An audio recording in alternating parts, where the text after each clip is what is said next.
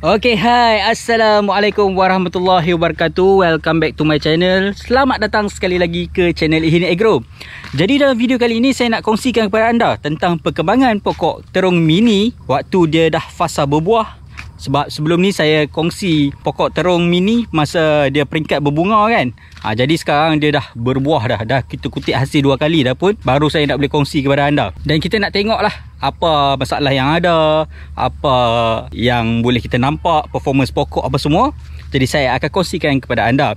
Tapi sebelum tu, kepada siapa penanam tanaman yang jenis perlu kahwin bunga seperti rock melon ataupun apa-apa jenis melon lah kan, buah tembikai merah, tembikai kuning ataupun buah labu dan seangkatan dengan dia. Jadi saya nak recommend kepada anda tentang satu produk iaitu hormon jantan.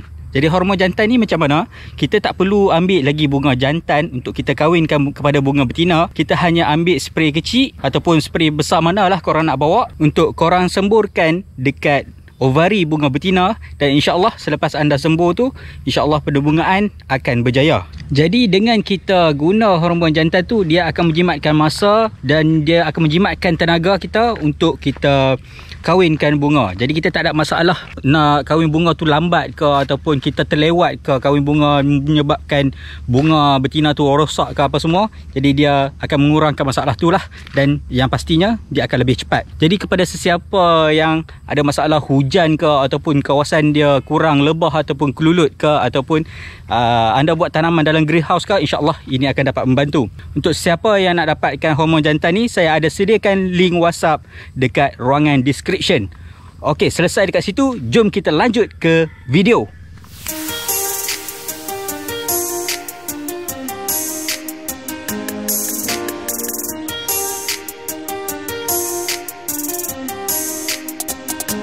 Okey, sebagaimana yang anda tahu, sebelum ni kita kena banjir. Jadi pokok terung kita tu rosak semua. Dan pokok cili pun rosak semua. Semualah, boleh kata semua tanaman rosak kecuali peria. Dan peria tu pun kita dah habis dah harvest. Dan kita dah tukar tanaman baru juga. Kita tukar tanaman terung.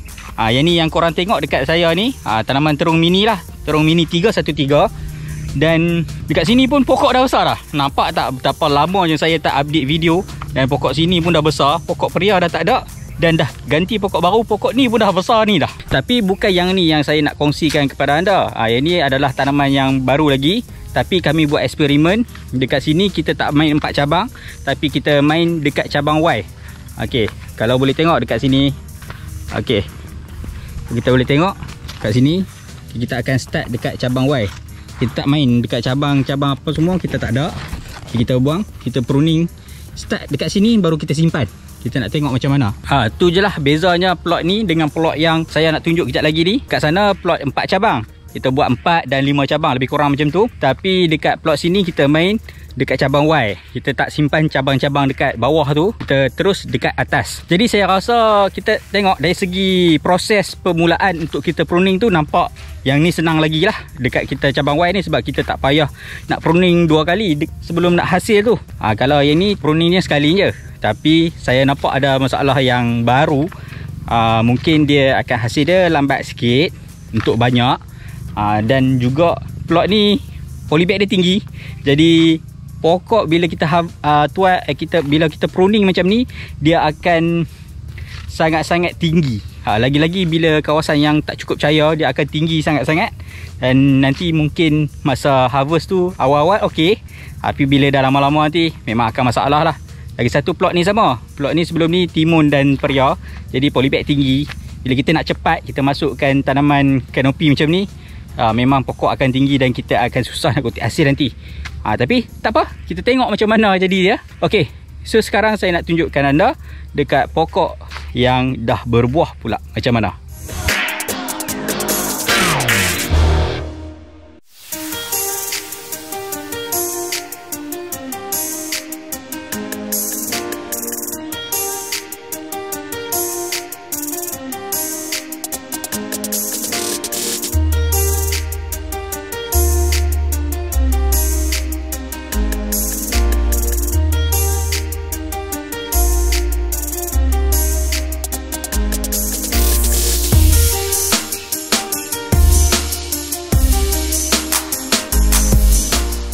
Okey, jadi inilah plot tanaman terung mini 313 yang dah besar dah. Okey, dekat sini dah keluar buah dah. Kita dah harvest 2 kali dah. Mula harvest tu memang sikit je. Yang harvest kali kedua dah start banyak. Tapi dekat sini alhamdulillah kita dah pruning dah 3 kali dah kita pruning. Pruning kali pertama iaitu kita pilih cabang untuk kita jadikan 5 cabang ataupun 4 cabang, dan kemudian kita pruning daun sebab dia dah banyak sangat, dan kemudian kita start pruning daun saja untuk kita nampak ni lah, sebab kita nak meracun dah tak lama lagi. Jadi kita buang daun banyak sikit untuk senang kita meracun. Bila kita meracun tu kena dekat pucuk-pucuk apa semua lah. Itu cara saya lah kan. Cara korang mungkin lain, berbeza pendapat, tu biasalah dalam pertanian ni. Jadi kita tengok sikit lah macam mana pokok terung kita. Jom. Okey, kita boleh tengok pokok terung ni. Buah dia dah ni besar-besar ni. Sebab kita baru kutik je hari tu. Lepas tu macam ni lah hasilnya. Ada banyak lah kan. Ada juga color yang okey, ada je yang ada karat sikit-sikit, tapi kebanyakannya okey je lah kan.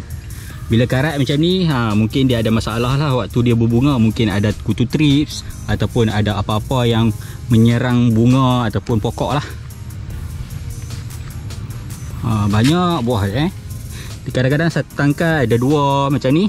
Satu tangkai ni ada 2. Ni satu je.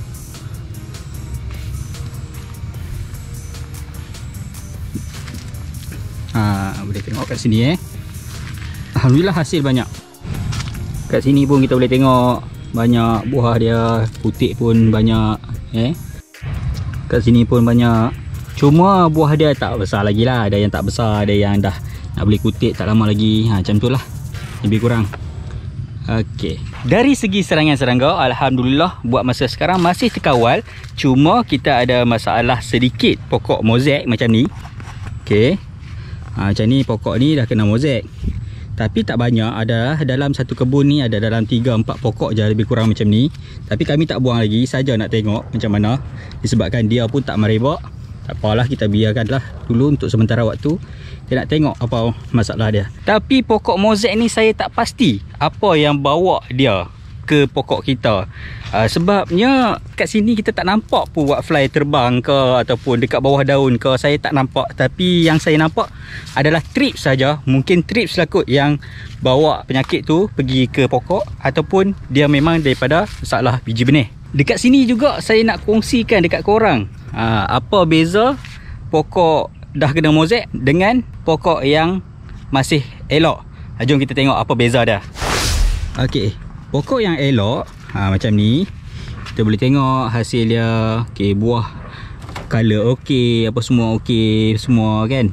Daun pun elok lah, ada hasil. Macam ni pun banyak buah dia ada kat sini kan. Ada banyak tergantung lagi apa semua macam ni lah.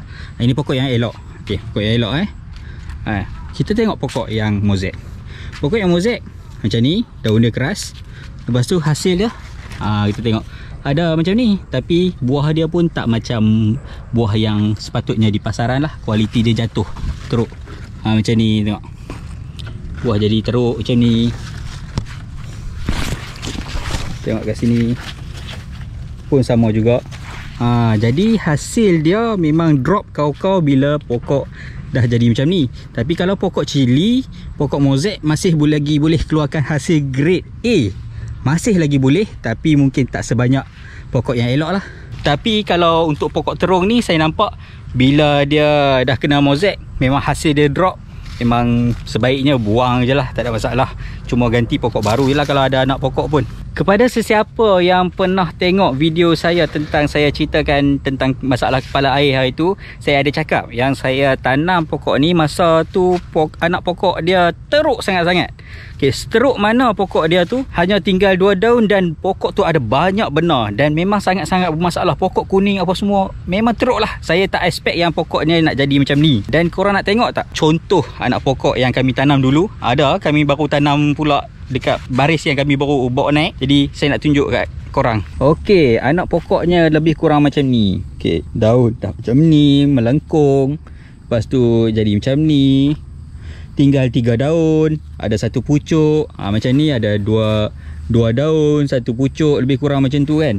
Dan in fact pokok yang saya tanam hari tu lebih teruk daripada yang ni. Yang ni ada juga bersih lah, pokok dia elok lah. Kalau dulu penuh ni dengan benar putih. Benar putih tu macam mana, nanti saya kalau ada gambar saya kongsikan.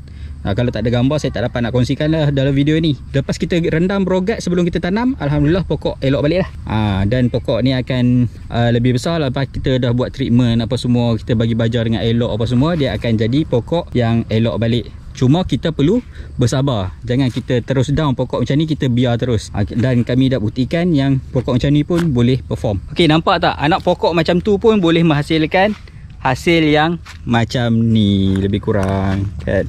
Boleh lagi, alhamdulillah. Asalnya pokok tu, anak pokok dia lebih kurang macam tadi itulah. Tapi alhamdulillah kita dah buat treatment apa semua, kita boleh jadikan hasil juga untuk pokok ni. Okey, dari segi masalah serangga, apa yang dah ada dekat kebun terung ni, okey, yang saya nampak cuma ada dekat daun kita akan nampak kutu trips. Kutu trips dah ada tapi tak banyak. Dia ada pun yang masih muda lagi, dia tak tua lagi, dia tak ada, masih lagi budak-budak lah orang kata kan. Dan dekat buah, dekat buah ni ada masalah sikit. Dia ada ulat korek buah. Ulat korek buah ni yang tak soft. Saya ingat saya ada cakap hari tu, mungkin dia dapat soft masalah ulat korek buah ni dengan lampu UV tu. Tapi ternyata lampu UV tu tak boleh nak hilangkan semua. Tapi untuk ulat korek batang saya nampak dia boleh selesaikan. Tapi ulat korek buah tak boleh lagi.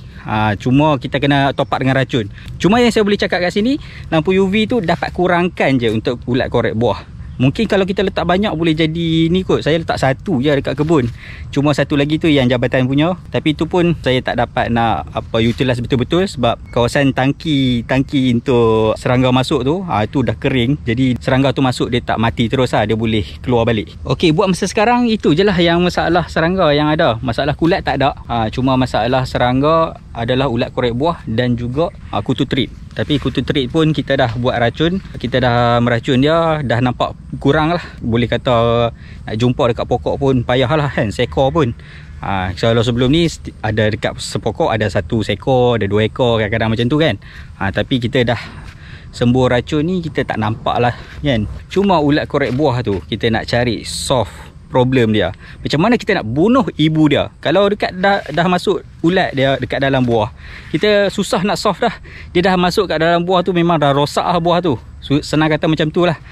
Jadi macam mana nak prevent dia, kita kena prevent dengan rosakkan telur dia ataupun bunuh ibu dia terus. Itu yang lebih terbaik.